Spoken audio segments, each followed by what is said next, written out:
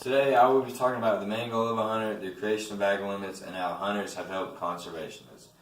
Theodore Roosevelt, one of our presidents, he was big in the conservation movement. He helped establish many laws that help preserve lands and set laws for certain animals and how many of the animals could be harvested in a season. Hunters have set bag limits, which limits how many animals you can harvest in a season.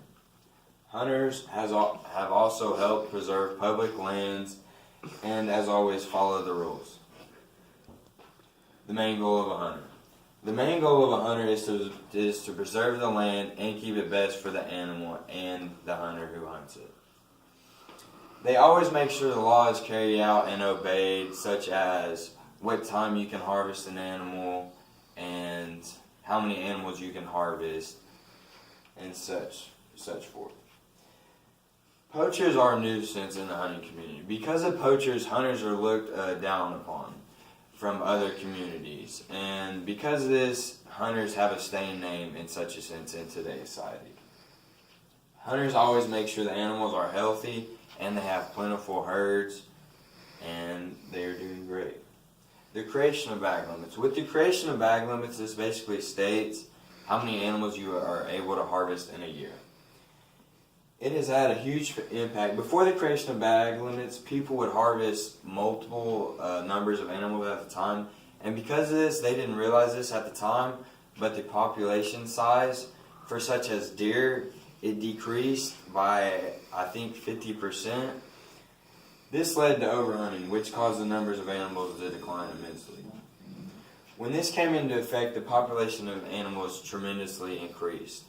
When it came into effect, the deer population, you are only able to harvest 2 bucks in a season and 4 does. With this, the population, I think, skyrocketed by 60%, and the numbers got healthy again.